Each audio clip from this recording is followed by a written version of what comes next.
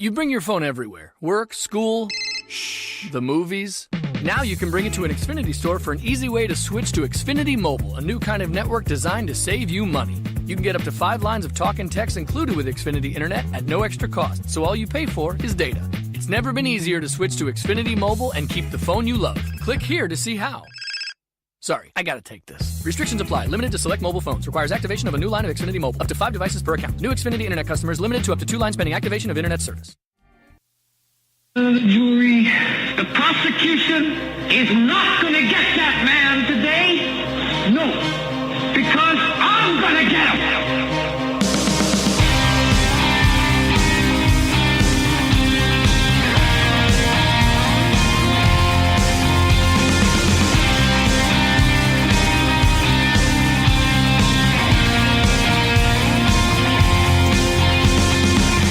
Welcome to this edition of the Hagmann Report. It is Friday. It's a fantastic Friday. That's right. Fantastic Friday, 23rd of February, 2018. Welcome to the program. Doug Hagmann, Joe Hagmann, together reporting on Global Star Satellite Radio, Global Star Radio Network, as well as Blog Talk Radio. And, of course, our shows go up on YouTube on an archive basis. There's a war going on. Is anyone paying attention to the war that's going on? Well, there's definitely a war going on, and it involves you, it involves us, it involves everyone out there with a voice, and you better decide what side you are on, if you are on whose side you're on, because the ideological divide is there. It's growing moment by moment. There's a war to shut down all independent voices, specifically conservative voices. It's across all social media. It's across the YouTube venue. What is it, Joe? YouTube or CNN has declared war on InfoWars. Yeah, I was on InfoWars today.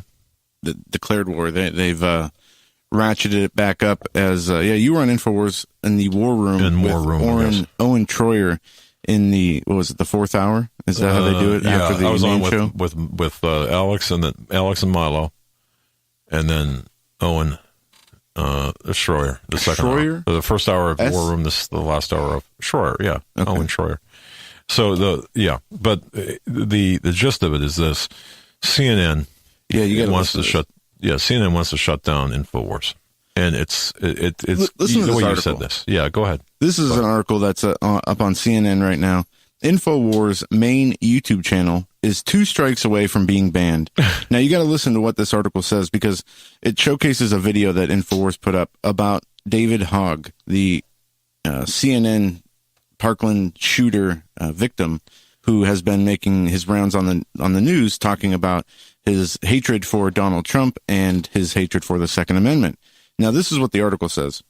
InfoWars, a far-right media organization run by Alex Jones and known for peddling unfounded conspiracy theories, is on thin ice with YouTube. Sounds just like a lawsuit, doesn't it? Yeah. Is on thin ice with YouTube after it posted a video that portrayed the survivors of Parkland shooter school as crisis actors. Now, he didn't... This is one thing that's interesting. The video doesn't say that these kids are crisis actors. No. What it does, it's titled, David Hogg Can't Remember His Lines in TV Interview. And this is what the paragraph that gives it away on CNN. It used screenshots of an interview Hogg did with CNN affiliate KCBS in combination with other images in an attempt to suggest that Hogg and other students are crisis actors, when really it just showed clips of him in different interviews, from the interview where he could not remember his lines to the news piece he was on in California when he was a witness to some lifeguard yelling at his friend. But this article is saying they have 1 strike on their YouTube channel, which you need 3 to get banned. So they're saying that the InfoWars is 2 strikes away from being banned on YouTube. And this is in an attempt, I imagine, to get YouTube to find more things to strike their channel with, as well as getting people to complain about InfoWars on YouTube. And it's obvious. I mean, you said it right before the show. That's like saying, Hagmann Report is 3 strikes away from being banned on YouTube. Well, it only takes 3 strikes. Right. So this is not even news. This is a coordinated attack and a purposeful attack on InfoWars. Well, yeah, and look, folks, understand what's happening. Please understand what's going on. That the war is on, it's been on, but it's now ratcheting up to new levels. And if you sit on the sidelines, that's pretty much you're saying, you know what, I'm gonna let things fall where they may.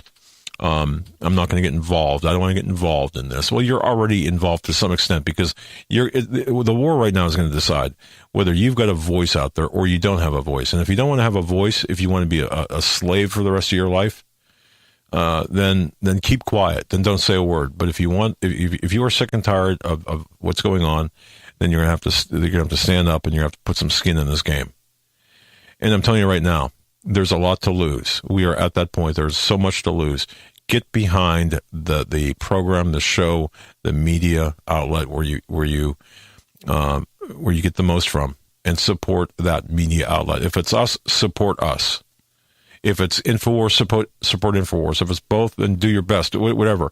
But support that show, that program, wherever you're getting your information from in the truth media, support them. And not just with money, and not just exclusively with prayers, although both are welcome.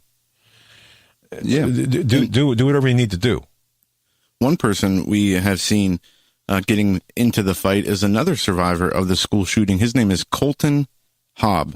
He was the kid who helped shuffle students into the junior ROTC room where there was apparently some Kevlar protection.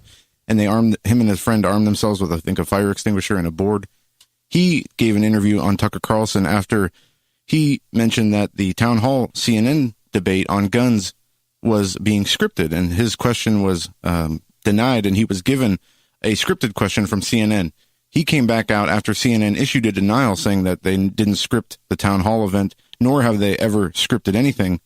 And he did a Tucker Carlson interview yesterday saying, yes, they did script the entire event. Well, again, this is account of what CNN happens. lying. They're freaking liars. So this is who's attacking InfoWars. Right. Talking about them peddling conspiracy theories is a news organization that has less credibility than the FBI at the moment. Well, which is saying something. It is.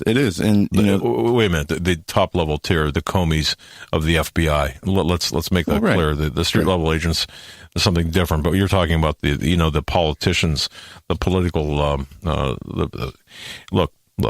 Again, this is beyond anything that people really realize what's going on. You want to post pictures of your grandkids or your kids on Facebook, that's up to you. That's fine, well and good. You want to use Twitter or some sort of family messaging service, that's fine. If you want to talk your ideology, then your right to do that is being assailed right now. So the CNN story that you referenced there with respect to the mass shooting, the shooting in the Parkland school, there's so much wrong with that. The system failed at so many levels. This is not about guns. They're making this about guns. They're scripting these children. They're using these children as pawns. And if that does not do enough to anger you, I don't know what will, aside from the shooting itself. To the NRA right now. Did you see what is going on at the NRA? Okay, well, this is... You talk about irony. The NRA is going through a PR battle right now as they are losing sponsors because they won't budge on their stance on the Second Amendment, which is kind of... It's not a Second Amendment issue. It's very funny when you think about it because who are these people signing up to advertise with? The National Rifle Association, the biggest lobbying group for the Second Amendment. And to think that, first of all, they're advertising with or pulling their advertising from the NRA is going to change anything, or that the NRA would take any stance aside from standing up for the Second Amendment is beyond me. But there are a number of companies who are boycotting and have left the NRA. Apparently, there's a credit card associated with the NRA. You can get a credit card from the NRA, and certain companies are saying we're not going to accept those anymore. Enterprise Rent-A-Car being one of them. Okay. So we know that Enterprise is certainly not going to be one of our go-to car places ever. It works both ways, doesn't it? Yeah. So it's amazing to see that this continues, but the NRA obviously isn't going to be going anywhere. They are very strong. They're one of the only lobbying groups that are standing up for the Second Amendment. And as you said, it shouldn't even be a debate about guns. We saw Obama in office for 8 years, a number of mass shootings, even him. He couldn't just issue blanket restrictions or recalls on the Second Amendment. And good luck trying to, ban the Second Amendment and confiscating guns. That will never happen. So maybe the attempts should happen sooner rather than later. Maybe that's what needs to happen to wake people up. Maybe something really drastic needs to happen to get people's attention, because right now, apparently the conservatives, and especially the Christian conservatives, appear pretty well laid back in terms of accepting pretty much everything that's taking place. Well, it's okay. Well, that's the thing. And one last thing. Coach Dave Dobmeyer always has come out and say, we can't play by their rules anymore. And that's true. We cannot play by their rules because their rules are constantly changing and they violate their own rules anyway. And you got a bunch of meatheads out there with little ankle-biting blogs that think they are the chief prosecutor and spokesman for the Christians and the conservatives, who are nothing but mealy-mouthed pukes in the process of this whole war. Get the hell out of the way. We are engaged to fight. We need to engage ourselves into this fight. And I'm not talking about a bullet fight, a war fight, a fight. I'm talking about the ideological push to say we're not going to take this anymore. We're not going to take the censorship. We are going to talk. We're going to talk at the town halls. You're not going to tell us what to say via script. We're going to call you out at every turn. When you do that, we are going to flood the town halls. We're going to flood the meetings, and we're going to push out the mealy-mouthed people out there who are attempting to steal the narrative and to dominate the narrative. And we're going to make the changes that way. And if that doesn't work, then God help us all, because it will turn into a shooting war. And that's just the thing, though. What is going on? What are we seeing? We're seeing the media hyperventilating, obviously using this as a coordinated attack after the shooting. This is, really the only times they can get these gun debates and get momentum behind, trying to ban guns or putting out rhetoric that talks about banning the Second Amendment. And, they're taking this with full steam ahead. And you have people like this, Brett Stevens, a New York Times columnist who identifies as a conservative, defended his call to repeal the Second Amendment in an MSNBC that's what I'm talking roundtable. about. Right. That's what I'm talking about. But all in all, nothing. Guns are not going to be banned, at least not right now. And all this is just a bunch of whining rhetoric from the media. But the same media. Wait a second. It's more than that, though. It's not just whining rhetoric. Well, it's an agenda. When they can push a button and turn you off of YouTube, or get you off of Medium, or get you off of Twitter, or get you off of Facebook, they can push a button and send you into a Twitter jail, Facebook jail. Explain to me how that is just mere rhetoric. Well, no, that's not rhetoric. That's censorship. But the American people are a lot smarter than we give them credit for. And just because we constantly see the propaganda from these news outlets, is not indicative of the feelings of the American public. There's an MSNBC poll I found today. It asks, would you agree with laws allowing teachers to carry guns? And there's give them all options. AR-15s. Well, 38,000 people voted. 38,000 people voted. 73% said yes, arming my teacher. And again, this is an MSNBC poll. So the American people know. They're the majority of the gun owners. Strap. You got Sister Mary Bertha with the AR-15. You're going to think twice, I would suspect. But obviously, there's not going to be any gun laws, gun bans. We saw, Trump talking about raising the age of buying an assault rifle, quote unquote, to 21, which is the age for handguns, and the bump stock thing. But you're not going to see much more movement on that. And the companies who are, protesting and abandoning the NRA as sponsors, go find somewhere else. The NRA is not going to be hurt by this, and the people are not going to be swayed by an attempted PR campaign against guns. So, being realistic, if they banned guns tomorrow, you still have 300 million guns in this country that they'll never get their hands on. So, you have more guns than people, actually. So, yeah. But still, regardless, are you going to put up with being a felon? And I'm not talking just about guns. I'm talking about the freedom to say what you will. And again, I go back to Dave Dobmeyer's discussion here. When he said, if you can't say what you want to say, you're not free.